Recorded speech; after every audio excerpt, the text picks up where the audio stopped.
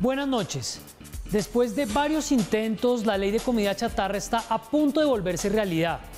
A falta de que el proyecto se concilie en Cámara y Senado, los productos comestibles altos en azúcar, sodio y grasas saturadas, entre otros, deberán llevar un etiquetado frontal de advertencia. La noticia en Colombia coincidió con la campaña mundial en contra de Coca-Cola, que de manera al parecer inadvertida hizo Cristiano Ronaldo esta semana con un simple gesto.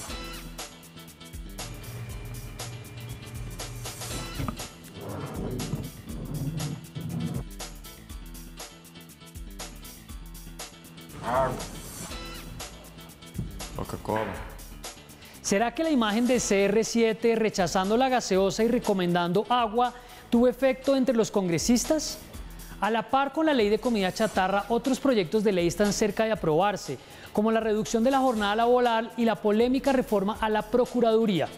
En cambio, otras iniciativas que el gobierno apoyó a los cuatro vientos están a punto de hundirse con la ayuda del propio gobierno.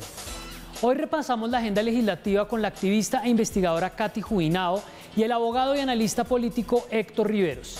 Entramos en Zona Franca.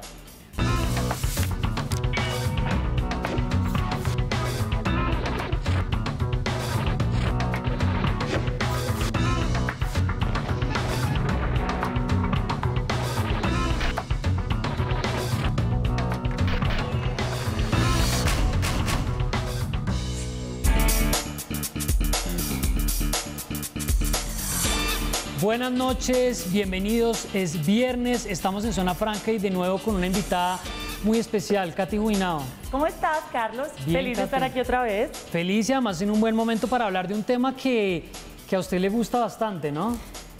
Al que le hemos venido dedicando los últimos años de nuestra vida, sí.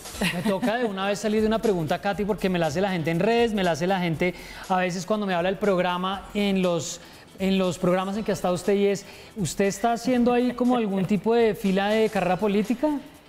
La carrera política empezó hace rato. Hay que entender que política no es necesariamente electoral, Nosotros hacemos política desde la ciudadanía y por lo pronto no tenemos ninguna decisión electoral. Pero no vamos a leer ningún tuit, de esos solemnes que hemos visto esta semana, cuando un tuitero se dirige al país y le dice: he decidido aspirar al Congreso. Sí, todos solemnes, Sí, todos Congreso, místicos. al Congreso Después del Polo, de al mucho Congreso pensarlo. Sí, al Congreso del Sí, no. Polo, del barrio, del nacional, local, a todo. No estamos en esa película, estamos dedicados en la veeduría a hacer unas investigaciones sobre el Congreso actual que van a salir muy pronto. Pues hoy vamos a hacer con ustedes un repaso de lo que está pasando en la legislatura que está por terminar. Es poco probable que haya sesiones extraordinarias, Katy, ¿o usted cree que va a haber? De pronto va a haber, porque faltan varias conciliaciones, pero también depende mucho de la voluntad de si quieren sacar los proyectos que faltan. Claro. Si no hay voluntad, probablemente no van a llamar a extras. Pero, digamos, el semestre pasado sí llamaron, cuando el Código Electoral. Sí. Llamaron 2 días adicionales justamente porque faltaban las conciliaciones. Faltaba pasar eso. Entonces, vamos a ver. Antes de entrar a hablar del repaso del Congreso, en el segundo bloque va a estar con nosotros el abogado y analista Héctor Riveros para hablar de algunas cosas de la semana, incluido pero vamos a dos temas con los que yo quería empezar. Lo primero es que se hizo finalmente una decisión importante en el caso de Dylan Cruz. Recordemos que Dylan Cruz murió a manos de un agente del ESMAD en las protestas de 2019 con un arma supuestamente menos letal, y hoy con votación 8-0 de la Sala Plena de la Corte Constitucional se definió finalmente la competencia. Sale la justicia penal militar y va a la justicia ordinaria el proceso que se lleva contra el capitán de la Policía Nacional, Manuel Cubillo Rodríguez. Recordemos de nuevo que Dylan Mauricio Cruz Medina murió por cuenta de una bala de estas, no tan letal, pero absolutamente letal, de la Policía Nacional en Bogotá en 2019. Le voy a poner, Katy, un tuit que puso la hermana de Dylan Cruz a propósito de esto, muy contundente, pero básicamente es el mensaje. El caso de mi hermano pasó a justicia ordinaria, donde realmente debe quedarse y ser investigado, dice Denis Cruz. Pues increíble, ¿no? Que se haya demorado tanto en definirse algo que parecía obvio para mucha gente, y es que esto no era un acto... Carlos. 2 años. 2 años. Y hay que pensar en cómo eso revictimiza a la familia. O sea, estas son las cosas realmente inaceptables. La familia de Dylan Cruz lleva 2 años dando la pelea para que esto pase. a justicia ordinaria. Entonces, pues ojalá se haga justicia. Vamos a ver cómo avanza eso, porque lo que uno sí quiere ver es algunas decisiones y no simplemente lo que los abogados llaman dirimir problemas de competencia. Otro tema importante, estuvimos hablando esta semana, Katy, con una de las madres de Soacha de los falsos positivos. Hoy hubo un evento donde las madres de Soacha y las madres de muchas de las víctimas de los falsos positivos quisieron reaccionar a este cruce de versiones entre Juan Manuel Santos en la Comisión de la Verdad y entre Álvaro Uribe Vélez en su entrevista con su medio predilecto. ¿A qué no adivina cuál es? Con su hogar. Con su casa. Su casa periodística. Su casa. ¿Será que él es el director ya, David Tatmier? No, bueno, necesita ser director. Dicen que los que más mandan en los sitios son los que no tienen cargos formales. Y vamos a ver un pequeño fragmento de la declaración de una de las madres a propósito de lo que pasó hoy en Bogotá. Por eso, cuando me preguntan cómo trabajar por la paz y la reconciliación de Colombia, comenzaría diciendo que tanto Juan Manuel Santos como Álvaro Uribe Vélez tienen que ser juzgados ante los tribunales, porque los dos fueron la máxima autoridad en la línea de mando de las Fuerzas Armadas de este país. En segundo lugar, manifestar mi inconformidad con la Comisión de la Verdad, que facilitó un espacio en directo para que Juan Manuel Santos lavara su imagen y diera un discurso revictimizante para todas y cada una de las víctimas. Fue un descaro de pedirnos perdón, fue un montaje indignante.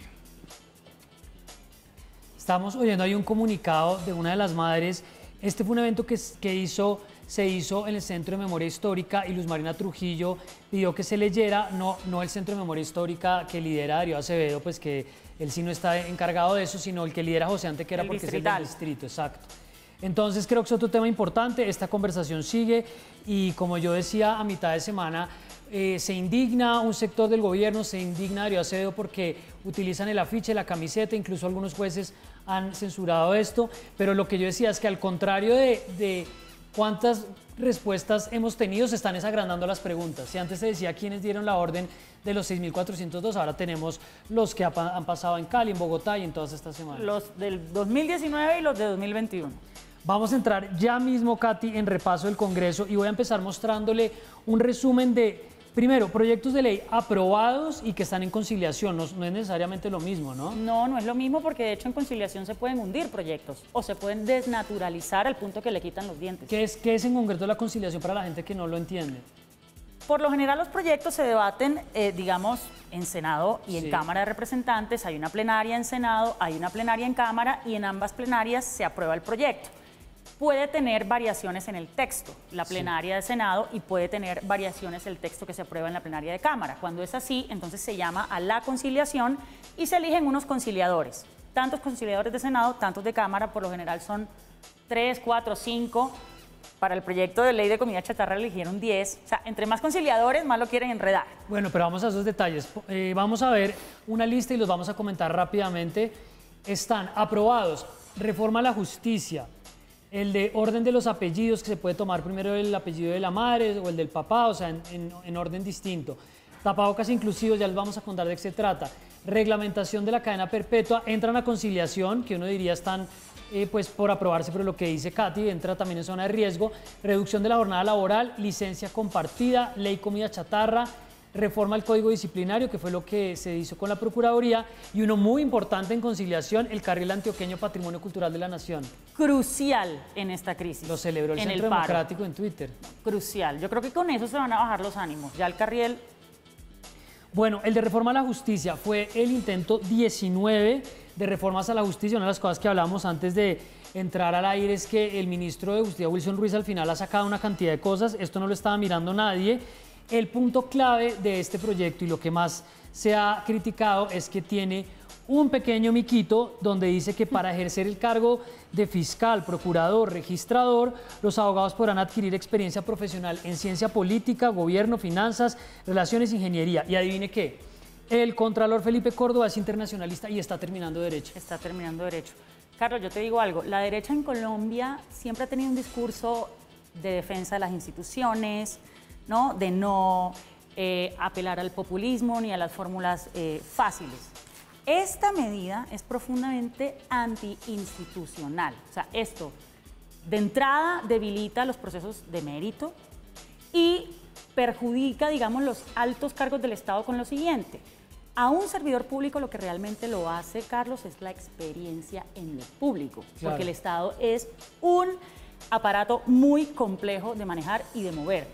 Nosotros desde la veeduría, que tenemos procesos en altas cortes, en el Consejo de Estado, por ejemplo, y en la Corte Suprema de Justicia, yo no me puedo imaginar lo que puede ser un abogado sin experiencia, Sí.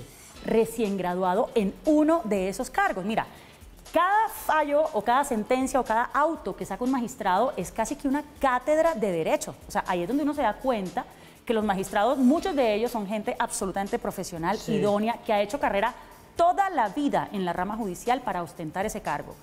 ¿Cómo va a funcionar una alta corte con abogados recién graduados? Es que yo ni siquiera me lo puedo imaginar. Esto es lo que se llama acabar con las instituciones. Esto es lo que se llama minar la institucionalidad, y de verdad que si esto, la esperanza aquí es que la Corte Constitucional tumbe eso, ¿no? O sea, yo no creo que la Corte Constitucional deje que ese artículo pase. Hay que ver de nuevo eso cómo va a terminar en el articulado definitivo, porque una de las cosas que decían es que le habían quitado ese tema a los magistrados, pero que había quedado como posibilidad para fiscal, procurador, registrador. Lo que vamos a ver en definitiva es cómo queda eso. También es desastroso en cualquier caso. Igualmente, pues no tenemos, no sé cómo nos fue con el mejor abogado preparado del mundo mundial, que es nuestro fiscal Francisco Barbosa.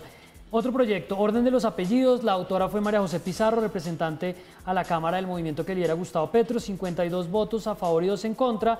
Le permitirá escoger el apellido en el orden que se quiera. Incluye los hijos que están por fuera del matrimonio, adoptivos, unión marital de hecho. Pues es una cosa positiva. Tapabocas inclusivos, este lo impulsó Mauricio Gómez, el senador del Partido Liberal.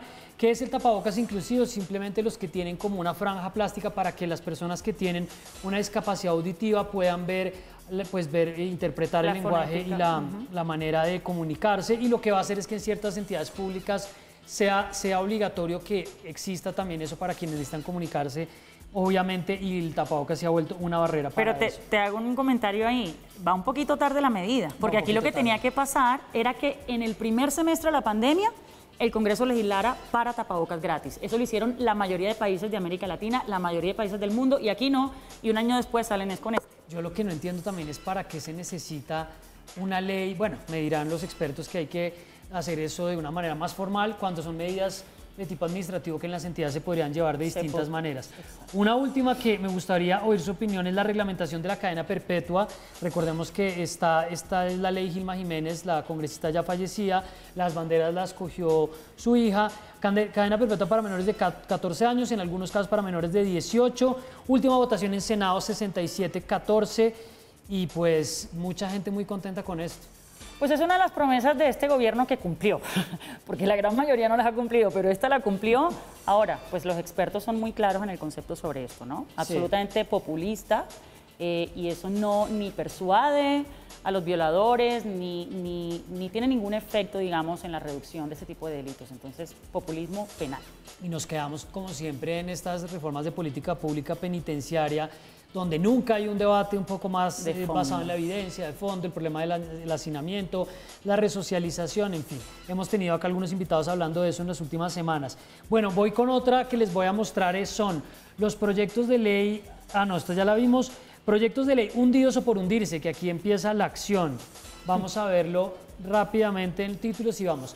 Matrícula cero, reforma a la salud, eutanasia, especialidad agraria y acuerdo de Escazú. Pongo especialidad agraria con asterisco de acuerdo de Escazú porque aparentemente podían todavía entrar en los órdenes del día de lo que queda, pero usted me estaba diciendo que veía la cosa ya muy mal. No, la senadora Angélica Lozano y la representante Juanita Gobertus ya anunciaron que está hundido.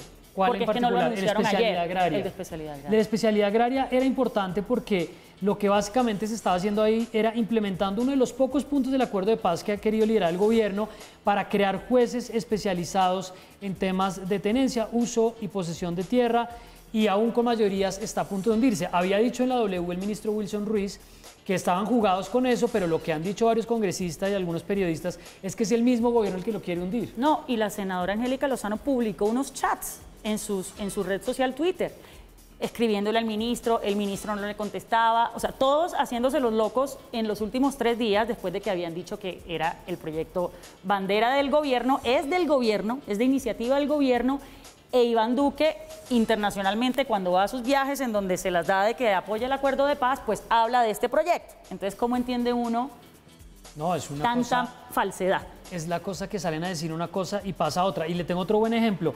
El acuerdo de Escazú, que básicamente es un tratado internacional que necesitamos que se incorpore en el ordenamiento jurídico colombiano, lo firmó el presidente Iván Duque, pero tiene que pasar para la ratificación por el Congreso. Quiero recordar lo que dijo el presidente Iván Duque con muchísima emoción hace un par de años cuando se firmó. Pero creo que el paso que damos hoy es también por reconocer que esta herramienta, el acuerdo de Escazú, une. Y producto de la conversación nacional que hemos abierto, para mí fue muy motivante escuchar tantas voces aquí presentes hoy. Decirnos, pensemos en Escazú, demos el paso a Escazú. Pues si ustedes piensan así y nosotros también, hay que dar el paso. Y no hay que demorarnos tanto. Pues lo que se dice en este momento es que este acuerdo, que es muy importante para implementar transparencia en asuntos ambientales, acceso a la información, ampliar la participación ciudadana y mejorar la justicia ambiental, sobre todo de casos de líderes sociales asesinados, está empantanado, y si no entra en la agenda del día, pues se hunde la ratificación. Pero Carlos, además, este anuncio que hizo el presidente Duque hace 2 años fue en respuesta al paro nacional de 2019. O sea, era una de las peticiones del Comité del Paro, y supuestamente el presidente Duque, en aras de escuchar a la ciudadanía y de conciliar con la ciudadanía esas demandas, pues hizo este anuncio. Hoy, 2 años después, es el mismo gobierno con su coalición en el Congreso los que están deliberadamente hundiendo. Quedó hundido en comisión matrícula cero. Me gustaría con el invitado que viene ahora discutir eso un poco. El gobierno ya había anunciado la medida por 6 meses, en comisión se hundió 5-2, el senador Serpa se defendió. Ahí hay una discusión porque eso se quedó en esa célula, no pasó a la plenaria, la gente bastante indignada. Reforma a la salud, habíamos tenido un programa hace un par de semanas con este tema, comienzos de mayo, aquí veo, porque no lo estaban apoyando las asociaciones médicas, no lo estaban apoyando en sociedad civil. Finalmente se hundió esa reforma a la salud. Y la ley de eutanasia que Juan Fernando Reyes Curi, el representante liberal del Valle del Cauca, quiso promover para que finalmente se reglamente la manera de acceder al derecho a morir dignamente, se volvió a hundir. Increíble que se hundan ese tipo de proyectos. Pero le tengo más noticias y lo voy a dejar ahí para que vayamos a una pausa, que los honores a Estercita Forero, la novia de Barranquilla, está a punto de entrar a cuarto debate. Está también agendado la reducción de vacaciones en el Congreso. Vamos a dejarlo por ahí, seguimos hablando del Congreso y de otros temas. Vamos a ir a una pausa, ya regresamos.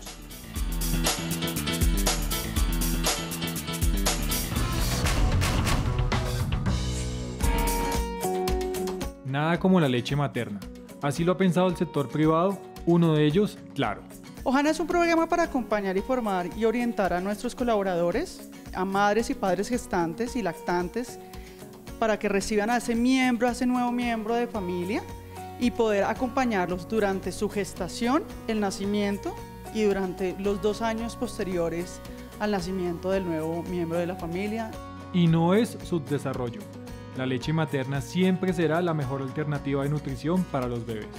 La leche materna es muy importante porque realmente tiene los nutrientes necesarios para el desarrollo de los infantes, de los niños, de nuestros niños que son de nuestros colaboradores, y promovemos mucho que las mamás puedan darle leche materna a nuestros niños. Se necesitan más empresas que fomenten la leche materna. Por eso María Paula López da consejos al sector privado. Pedirle a las compañías en general que tengan programas de madres y padres lactantes y gestantes, que promuevan el desarrollo, que fomenten espacios en donde las mamás y los papás puedan generar espacios de extracción de leche, puedan sentirse cómodos, que sea un espacio tranquilo. La tecnología nos acerca más a las personas. Nosotros lo sabemos porque con tecnología hemos abierto nuevas ventanas de aprendizaje por toda Colombia. Con tecnología hemos ayudado a la formación de millones de colombianos, dándoles más herramientas para educarse. Y nos ha vuelto aliados de muchísimas personas en cada rincón del país. Sí, con nuestra tecnología podemos transformar tu vida y la de muchas personas por toda nuestra geografía. Claro por Colombia, tecnología que transforma vidas. Seguimos en Zona Franca desde Plaza Claro, es noche de viernes, me acompaña hoy Katy Juinado para estamos haciendo un balance del Congreso y quiero dar la bienvenida a nuestro siguiente invitado para redondear este tema. Está con nosotros Héctor Riveros, es abogado, director del Instituto de Pensamiento Liberal, panelista de Blue Radio y columnista de La Silla Vacía. Héctor, bienvenido a Zona Franca. Carlos, muy buenas noches y a Katy igual y a toda la audiencia. Pues Héctor, estamos haciendo un repaso de varios temas, ahí vamos a poner en pantalla a la gente otra vez algunas de los proyectos de ley que están a punto de hundirse, que están para conciliación. Hay uno en particular que estábamos hablando con Katy y es el de ley comida chatarra, que podría quedarse en la conciliación, porque lo que está pasando es que de los 10 conciliadores que pusieron, 7 se habían opuesto a la iniciativa. Reducción de jornada laboral que ha causado mucha crítica. Fenalco sacó un comunicado hoy diciendo que esa iniciativa no iba a funcionar.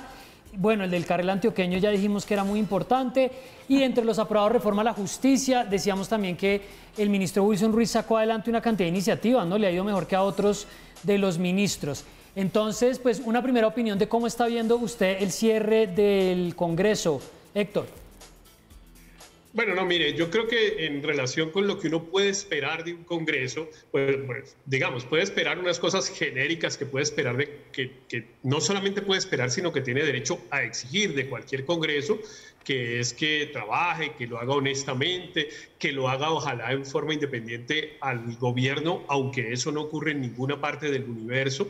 Los legislativos siempre tienen algún grado de relación con el gobierno y entre otras cosas se considera que entre más apoyo el gobierno tenga en el legislativo, mejor en términos de lo que se llama gobernabilidad. Eso por una parte. Sí. Y por otra parte, ¿qué puede esperar en términos de contenido?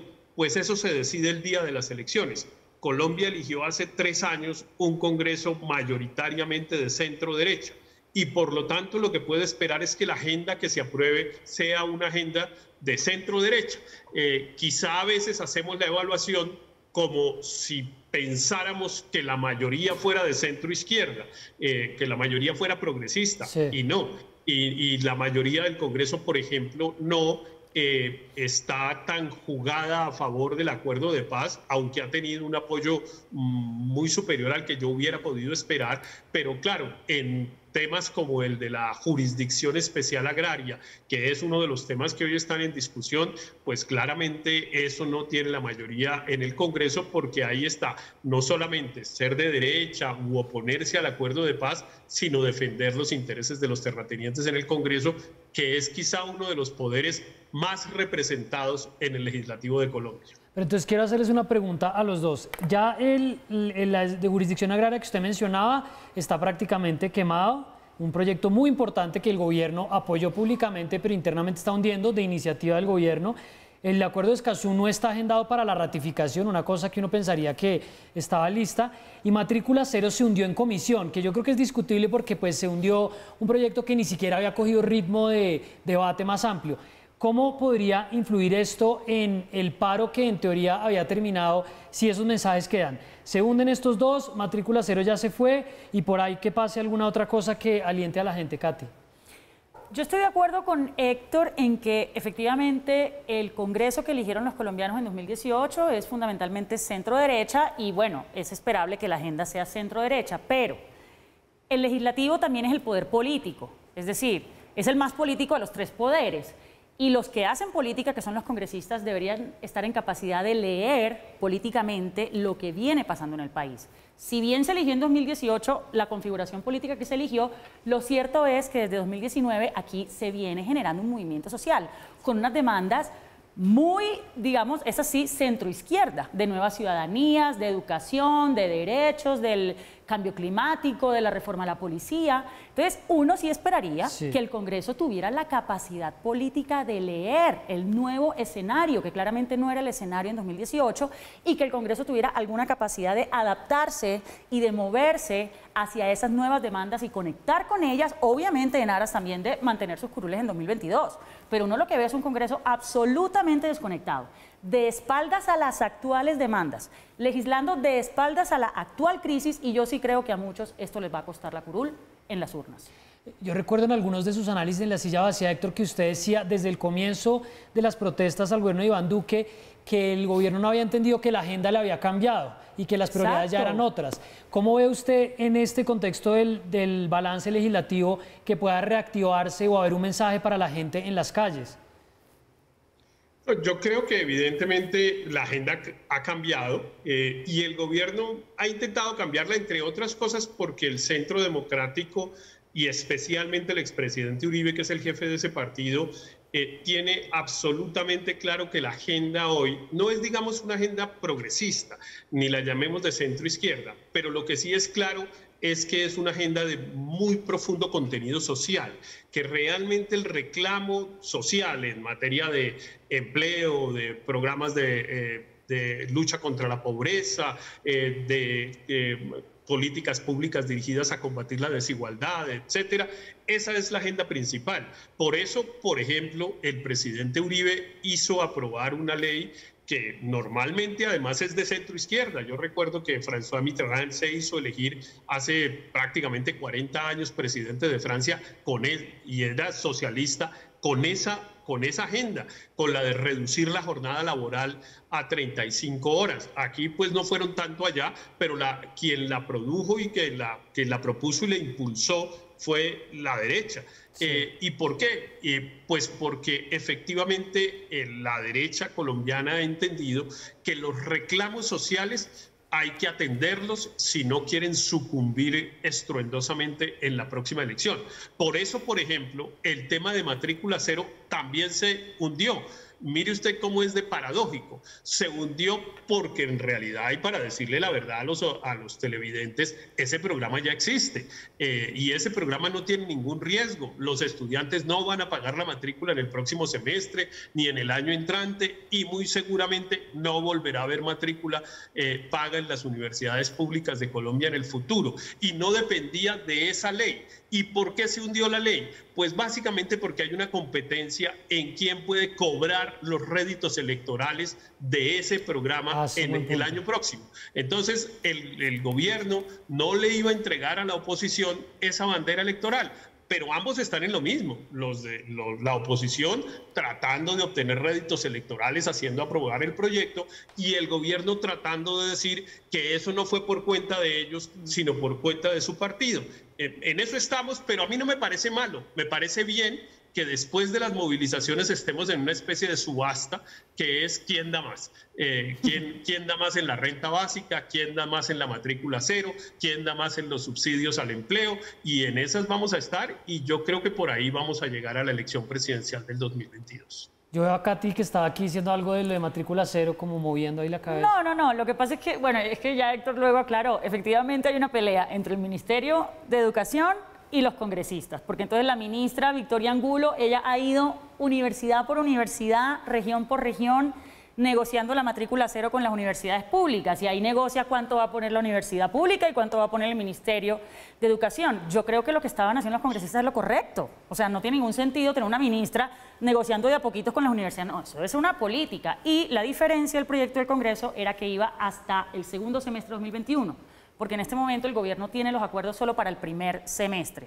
Y pues eso de que no sabía dónde iba a salir la plata también es falso, porque iba a salir del FOME, y el FOME por supuesto que va hasta finales de 2021. Entonces sí hay una competencia ahí de egos, y bueno, mirándolo como dice Héctor, pues quién da más, pues bueno, no está tan mal.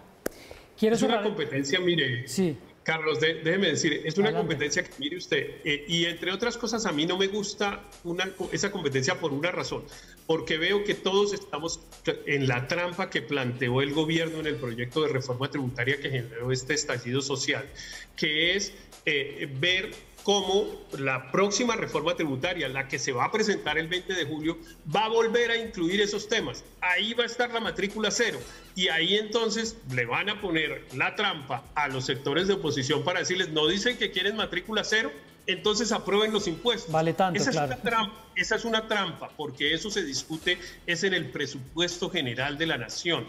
Es ahí donde se dice cuánta plata tenemos y en qué no la vamos a gastar.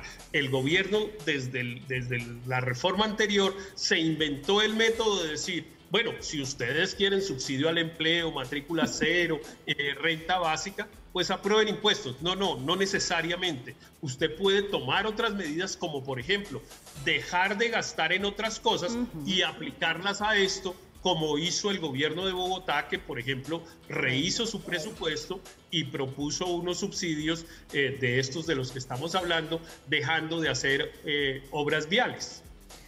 Pues eso va a volver seguro, y además que van a quedar otras peleas de esta legislatura para la siguiente.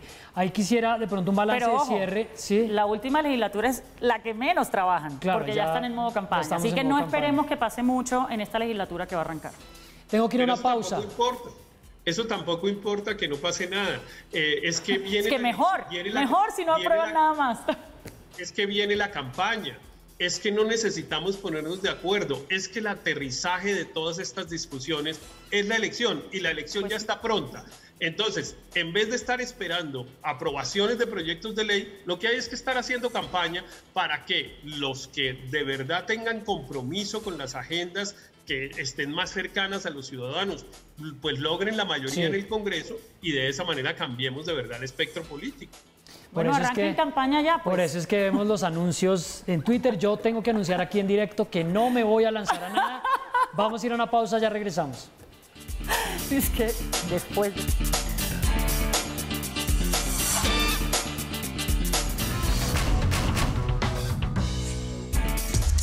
La tecnología nos acerca más a las personas. Nosotros lo sabemos porque con tecnología hemos abierto nuevas ventanas de aprendizaje por toda Colombia. Con tecnología hemos ayudado a la formación de millones de colombianos, dándoles más herramientas para educarse. Y nos ha vuelto aliados de muchísimas personas en cada rincón del país. Sí, con nuestra tecnología podemos transformar tu vida y la de muchas personas por toda nuestra geografía. Claro por Colombia, tecnología que transforma vidas. Seguimos en Zona Franca desde Plaza Claro, es noche de viernes. Estamos hablando con Katy Jubinado y Héctor Riveros sobre el Congreso, y ya nos empieza a quedar poco tiempo, así que vamos a entrar con otro tema, y es la relación con el paro nacional. Les preguntaba yo antes que esto qué tanto iba a afectar la agenda de la movilización, si la iba a reactivar, pero creo que nos toca volver a tocar un punto que se ha hablado mucho en la semana, y es en qué quedó entonces la atención del paro. Dijo el Comité de Paro Nacional esta semana que iban a imaginarse otras maneras de seguirse manifestando. El gobierno parece que hubiera ganado el pulso. En fin, una opinión sobre ese tema, Katy. La estoy construyendo apenas, pero primeras sensaciones, como los ciclistas.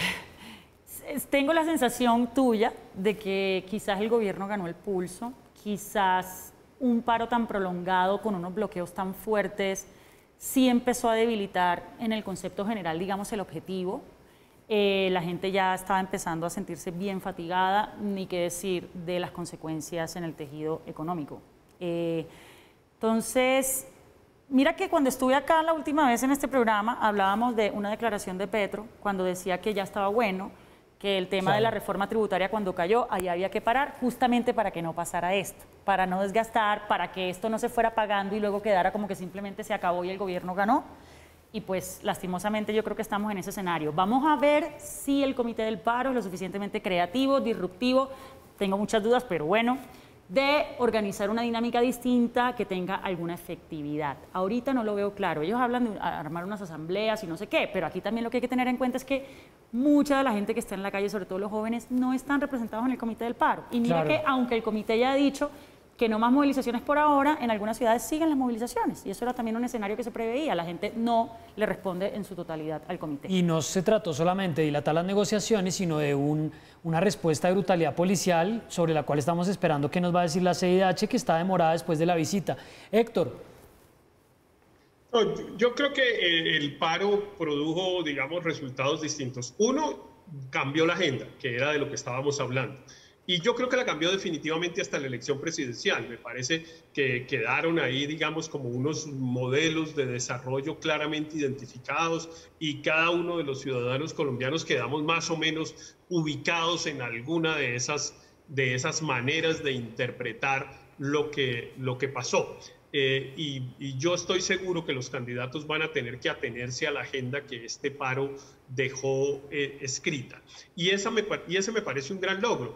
Así como me parece un logro lo que estaba mencionando. Yo todos los días estoy viendo desde hace 10 días, digamos, anuncios de autoridades, de empresarios que están dispuestos a más programas sociales. Hay una fundación empresarial en Cali que habla de invertir 50.000 millones de pesos en los próximos 2 años. Los empresarios dicen que ellos ponen plata para pagar más impuestos. Los alcaldes rehacen los presupuestos para conseguir subsidios para educación superior. El presidente anuncia la matrícula cero, pone al ministro de Vivienda a inventarse créditos con intereses bajos para que los jóvenes compren vivienda, y otra vez ese quien da más va a seguir produciendo unos resultados, y a mí eso me parece positivo y hay que adjudicárselo todo al paro. Es que el tema de la matrícula cero, por ejemplo, que es una conquista de la que ya nadie duda. ¿Quién se puede imaginar que a los estudiantes de las universidades públicas les van a volver a cobrar su matrícula en el futuro? A nadie. Eso ya es una conquista. Eso es una conquista, pues, como las cesantías para los trabajadores. ¿De dónde sale la plata? Pues vendrá la discusión, pero que no va a volver a pagarse matrícula, no va a volverse a a pagar. Y ese es un logro optimista, no de este Héctor. paro, no de este paro, pero sí del conjunto de las movilizaciones desde el 2018. Entonces, ese cambio de agenda me parece interesante. Ahora, ¿quién ganó el pulso político? Yo creo que eso está por definirse. A uno le pareciera que el gobierno lo ganó, pero yo no estoy tan seguro. El gobierno no estaba en juego. Lo que está en juego es quién gana la elección del 2022. Y ahí Duque no compite. Compite el centro democrático y la derecha con los sectores, digamos, más de centro izquierda que estaban apoyando el paro.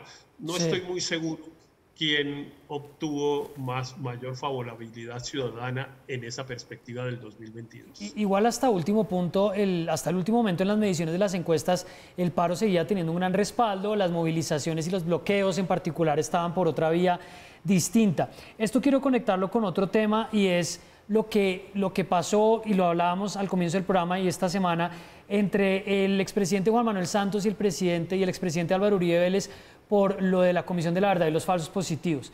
Y ahí hay una pregunta, y es que por un lado, y se lo pregunté en su momento a Rodrigo Primi y a Pacho de Rúa, al presidente de la comisión, que la acción de la comisión y de los falsos positivos iba a meterse de lleno en la campaña. O sea, esto iba a ser un tema que iba a entrar en la discusión. Y mi pregunta ahí, Katy, es ¿qué tanto crees que con lo que sucedió, con los casos de brutalidad policial, el debate que va a reabrir la CIDH con lo que haga? Por ejemplo, se emitieron medidas cautelares de la comisión al líder social Leiner Palacios. ¿Qué tanto cree que esto va a volver a entrar en la discusión a pesar de que se bajó con lo del paro nacional? No, va a entrar otra vez durísimo, creo yo, porque es que uno de los factores que ha tenido a la gente tan indignada desde el comienzo tiene que ver justamente con el recrudecimiento de la violencia otra vez. Aquí hemos visto que se ha recrudecido otra vez los asesinatos a líderes sociales, a líderes ambientales en las regiones, a los desmovilizados. La protesta ha sido enfrentada con una respuesta absolutamente represiva y violenta. Entonces, si a esto le metemos todo el tema de los falsos positivos, de los 6.402 y de que Juan Manuel Santos entonces va a la comisión y empieza a hablar y se empieza a enfrentar con Álvaro Uribe porque Álvaro Uribe dice que el ejército no tiene por qué pedir perdón, pues todo hace parte como del mismo debate, y es un gobierno guerrerista, un gobierno que no está dispuesto a cambiar, a dar un timonazo en los temas de seguridad, que quiere es devolvernos a esa misma agenda de que aquí hay una amenaza terrorista y que aquí lo que se necesita es la mano dura, e increíblemente vamos a estar una elección presidencial más hablando de lo mismo. Tengo que ir a hacer una última pausa, Héctor, y apenas volvamos le dejo a usted la palabra. Ya regresamos.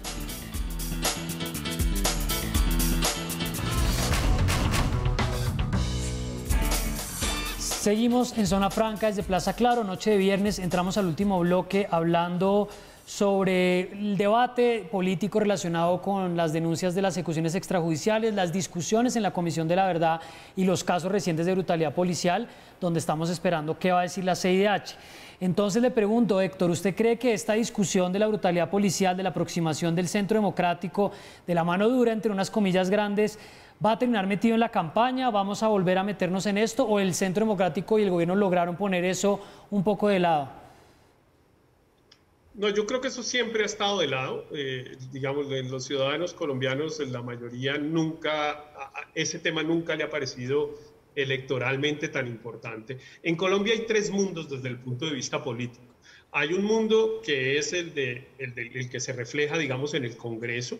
Hay otro mundo que es este que ha estado tan activo desde el 2018 y que se expresó en forma tan fuerte en las últimas semanas, que uno llamaría, digamos, de una mezcla de activismo, de grupos de izquierda, de sectores progresistas, de los jóvenes, de sectores de mujeres muy activos. Ese es otro mundo, pero ese es un mundo que no es la mayoría de la ciudadanía. Ese es un mundo grande, por fortuna, cada vez más grande también, por fortuna, pero no es ni de lejos la mayoría del tercer mundo, que es el conjunto en general de los ciudadanos que van y votan el día de las elecciones, que normalmente no participan tanto en estas discusiones políticas en las que participamos los que estamos en este escenario, que a nosotros nos parece que ese es el mundo, pero el señor que tiene una panadería en el barrio Ricaurte de Bogotá habla muy pocas veces de los temas de abuso policial. Claro. También. Entonces, eso tenemos que tenerlo en cuenta. Yo creo, en cambio, que los tres mundos se han encontrado en el tema de la agenda social a la que me refería antes, y por eso creo que esa va a ser la agenda fundamental del 2022. Un último tema para cerrar es una lectura, digamos, política de la pandemia. La última vez que estuvo usted por acá, Héctor, en la administración, Daniel Pacheco, antes del estallido social, usted planteaba una tesis interesante y era con la que yo estaba de acuerdo, y era que con la llegada de la vacunación iba a haber un mayor optimismo de la gente, el gobierno iba a recuperar como un segundo aire y que iba a entrar en la campaña mejor parado, con la aclaración grande que eso fue antes del estallido social y de este paro nacional. ¿Ustedes creen que a medida que esto aumenta puede entrar en una onda distinta, o que realmente el gobierno va a tener solo a las espaldas con lo que viene la pandemia, 590 muertos en el tercer pico que no cede, y pues con una situación dramática que la gente un poco trata de dejar de lado porque la realidad se vuelve insoportable? Katy. Yo lo que pienso es que para la mayoría de la ciudadanía el paro y las movilizaciones desplazaron las preocupaciones de la pandemia en sentido epidemiológico, no digo en sentido económico, porque por supuesto todo el país, digamos, está sumido en una crisis económica, golpeado fuertemente, pobreza disparada y demás, pero pienso que en el comportamiento ciudadano, de alguna manera es como que la gente se desconectó. Sí, ahí sigue el COVID, la gente se sigue muriendo, tenemos riesgos de morirnos todos, pero esto ya no es lo más importante, esto ya no es lo que más me interesa y yo tengo mi atención aquí. Eso es lo que yo he percibido que pasa. Tengo la gran inquietud de qué va a pasar con las elecciones en pandemia. Es decir, porque he hablado ya con varios candidatos y todos me dicen, mira, estoy absolutamente limitado para salir con la gente, me da miedo, etcétera. Entonces vamos a tener una campaña más virtual que presencial. La vacunación se va a dar óptimamente para que pueda arrancar la campaña en condiciones normales o no. Esa es más la pregunta que me queda. Héctor, revisemos entonces esa reflexión, ¿cómo lo ve ahora a la luz de todo lo que ha pasado? No, yo sigo en mi misma teoría. Yo creo que vamos a llegar a unas elecciones en un ambiente de optimismo, en un ambiente de alegría, que se va a producir cuando la pandemia esté controlada, y la pandemia va a estar controlada en 3 o 4 meses máximo. La vacunación va aumentando, el ciclo natural de la pandemia también se va superando. Nosotros venimos 3 meses atrás de Europa, y en Europa hace 3 semanas comenzó una situación nueva que se expresa en las calles, en París, en Madrid, en Berlín. Lo que hay es gente en la calle sin tapabocas, tomando cerveza, bueno, bailando no, porque no bailan tanto, pero la Plaza Mayor de Madrid, por ejemplo, que es un sitio donde se reúnen los jóvenes en lo que llaman el botellón a beber los sábados, los viernes y los sábados, pues prácticamente no le cabe una sola persona desde hace 3 semanas.